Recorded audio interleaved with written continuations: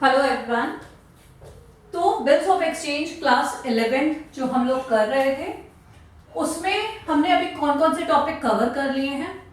First, जब तक maturity date तक ड्रॉअर के पास रहता है और मैच्योरिटी डेट को उसका पेमेंट हो जाता है, ये एकदम से फर्स्ट टॉपिक था। ठीक है, फर्स्ट केस था।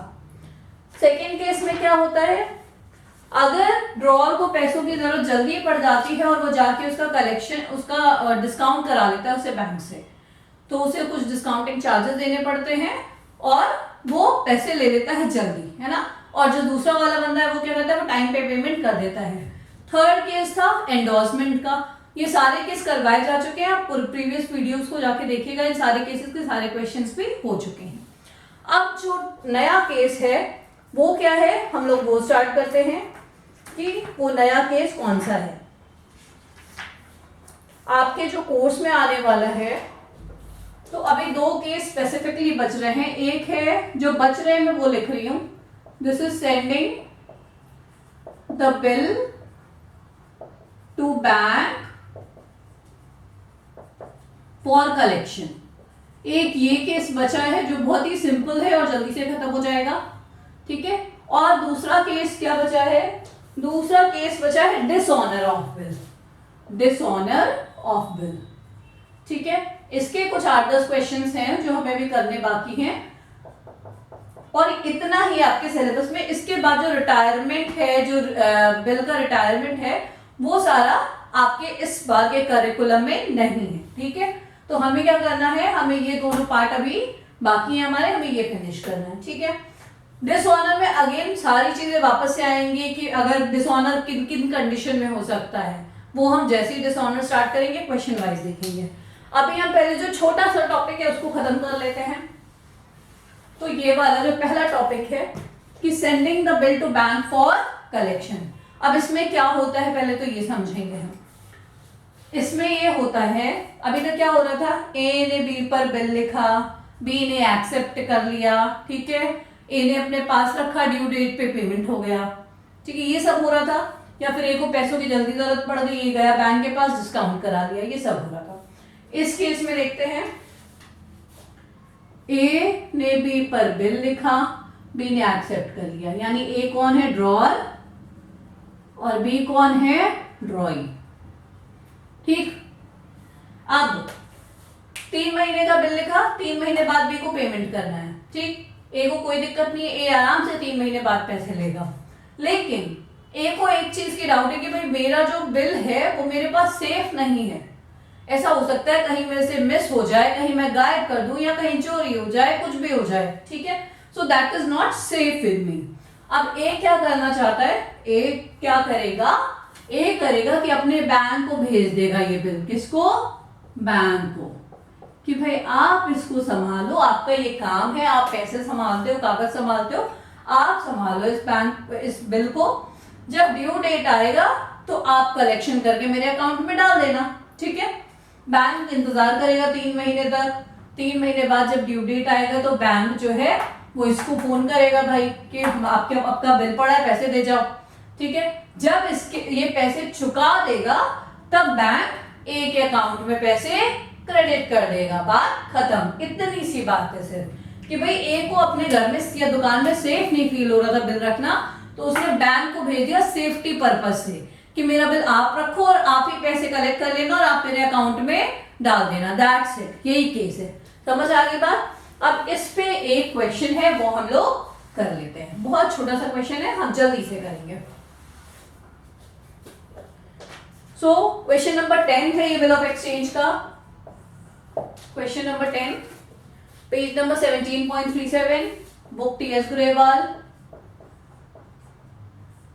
Okay, so let's start.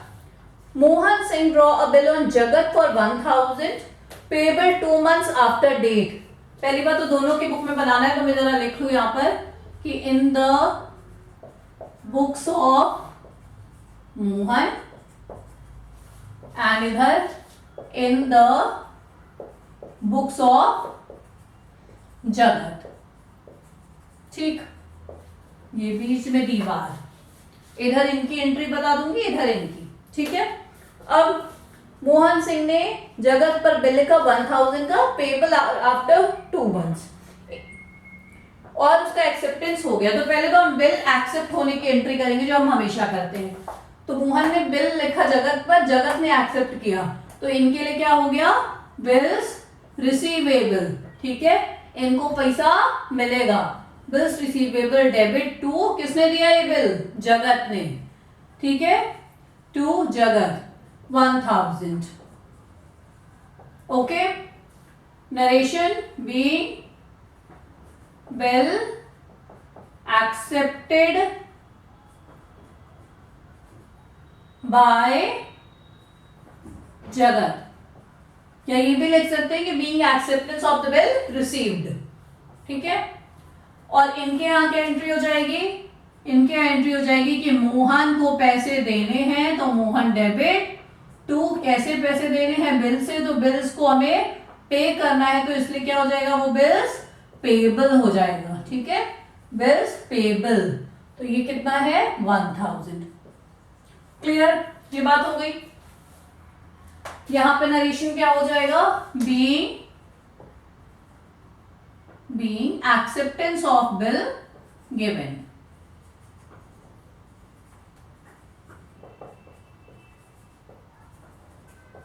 Okay, then immediately after its acceptance, Mohan Singh sends the bill to his bank for collection. तो मोहन ने क्या किया, तुरंत एक्सेप्ट हुआ, मोहन ने तुरंत बिल एक्सेप्ट हुआ और तुरंत अपने बैंक के पास भेज दिया कलेक्शन के लिए, भाई आप ही रखो इसको, मैं नहीं पालूंगा ऐसा बिल।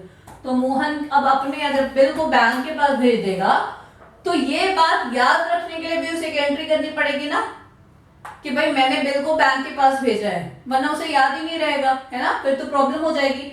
बिल संभालना एक बड़ा काम था, लेकिन अगर बिल भेज के भूल जाए तो वो भी तो ठीक बात नहीं है ना, तो उसे ये बात याद रखने के लिए एंट्री करनी पड़ेगी। वो क्या करेगा, entry bill sent to bank for collection, ये पूरा इतनी बड़ी कहानी लिख के वो डेबिट कर देगा कि बिल गया है बैंक के पास, तो मेरा बढ़ने वाला क्या है, बिल जाएगा तो बैंक में पैसा बढ़ेगा, बैंक में पैसा बढ़ेगा तो डेबिट होगा वो। ठीक है, पर अभी बिल गया है, अभी पैसा आया नहीं है। ठीक है, और टू जा क्या रहा है इसके बदले में, बिल्स रिसीवेबल जा रहा है। ठीक है, क्या जा रहा है, बिल्स रिसीवेबल, ये चला गया। ठीक है, ये एंट्री हो गया 1000। नरेशन में सेम टू सेम आप लिख दोगे, being bill sent to bank for collection. Okay, तो ये इनके, अच्छा इस बात का मोहन, मैंने पहले भी बोला है, मोहन अब ये अपने बिल को फाड़े, किसी को दे, कुछ भी करे, इसको कोई फर्क पड़ता है, नहीं पड़ता है। तो यहां पर नो एंट्री, यहां पर क्या हो गया, नो एंट्री। ठीक है, अब इसके बाद ड्यू डेट आया और बैंक को पेमेंट मिल गया। अभी पेमेंट मोहन के पास अभी डायरेक्टली नहीं आएगा ना, पहले बैंक के पास आएगा बैंक, तो बैंक को पेमेंट मिल गया। तो बैंक को पेमेंट मिला तो बैंक क्या करेगा, बैंक मोहन के अकाउंट में क्रेडिट करेगा। तो मोहन के बैंक में पैसे आए, तो मोहन क्या एंट्री करेगा कि मेरे बैंक में पैसे आए, तो मैं बैंक अकाउंट को डेबिट करूंगा, क्योंकि बैंक अकाउंट जब एसेट बढ़ता है तो डेबिट हो जाता है। ठीक है, bank account debit to, credit क्या करूंगा, जो ये मैंने इतना बड़ा कहानी डेबिट कर रखा था, इसको मैं खत्म कर दूंगा इस कहानी को। तो ये कहानी खत्म कि बिल अब कोई सेंट नहीं है, ये क्रेडिट होके खत्म हो गया। ठीक है, 1000, इनके बैंक में भी पैसे आ गए और इनका ये खत्म हो गया। To bill sent to bank for collection, ये पूरा लिखना होता है आपको, भले शॉर्टकट में, लेकिन पूरा लिखना होता है।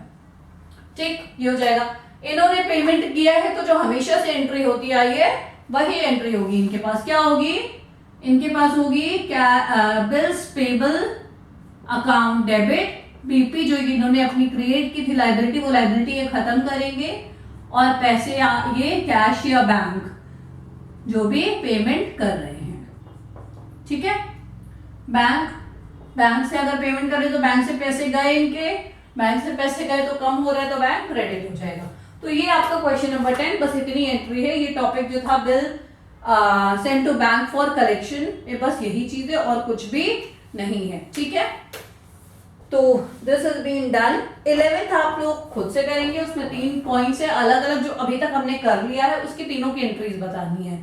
बहुत सिंपल है कि अगर बिल ड्यू डेट तक रह जाता है तब क्या एंट्री होगी, अगर एंडोर्स हो जाता है तब क्या एंट्री होगी, और अगर डिस्काउंट हो जाता है तब क्या एंट्री होगी।